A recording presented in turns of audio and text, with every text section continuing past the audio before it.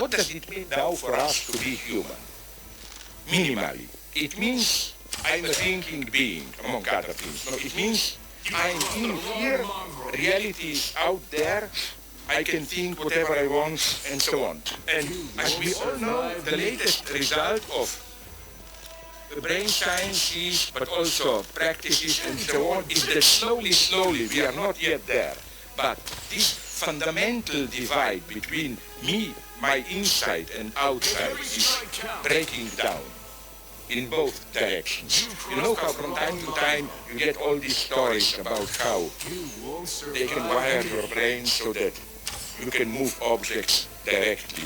For example, you have wheelchairs for crippled people where you don't even need that Stephen Hawking's finger. You know, you just think strongly forward because the chair moves. Because again, it's very simple. They already can decode your very elementary orders to your muscles, and they simply read them and directly transmit it to the machine.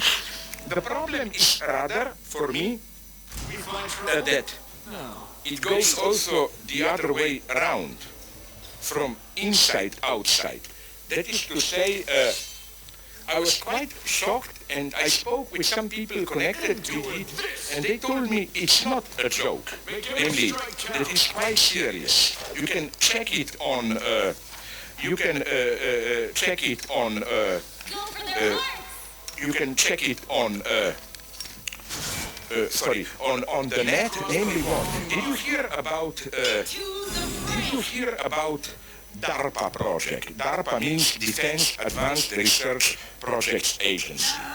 It's in United States big, huge military agency supporting neuroscientific research, and among other things, it's not a joke.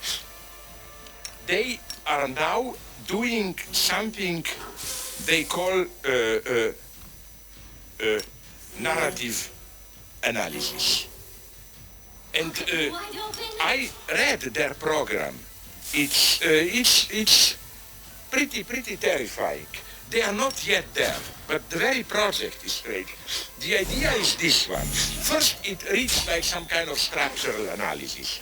They claim how to prevent terrorist attacks. We have to see how the mind of terrorist works.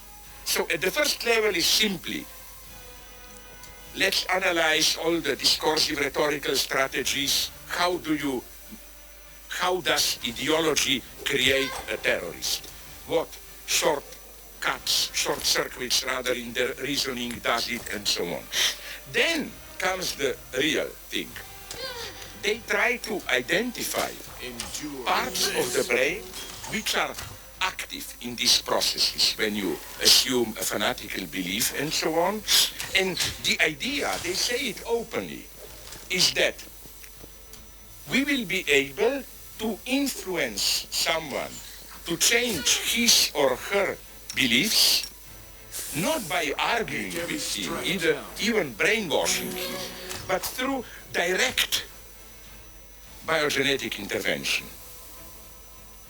And I think this is quite a new perspective, admitted that it's no longer even ideological struggle, like you are a terrorist. I will not try to reason with you. You are wrong. I will not try even to brainwash you, torture you.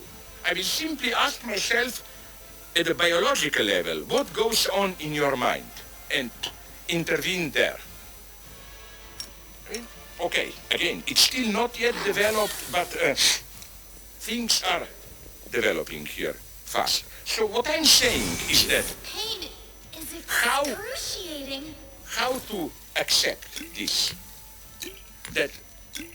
namely that this fundamental divide between subject-object, my inner life, outer life. You know that even all cognitivists admit that, at least from our experience, there is a gap here.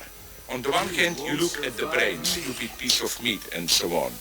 How you make a jump from there to your inner experience. They're trying to do it. At some elementary level, they already can do it. So, again, the problem is, how do we react to this? The problem is if we accept this, that science and technology will succeed relatively soon in this radical self-objectivization, that our thinking processes, emotional reactions and so on will become something which we will be able to identify as neuronal processes in your brain and then to influence it directly like that. There are, as I already said 2 days ago, there are, the way I see,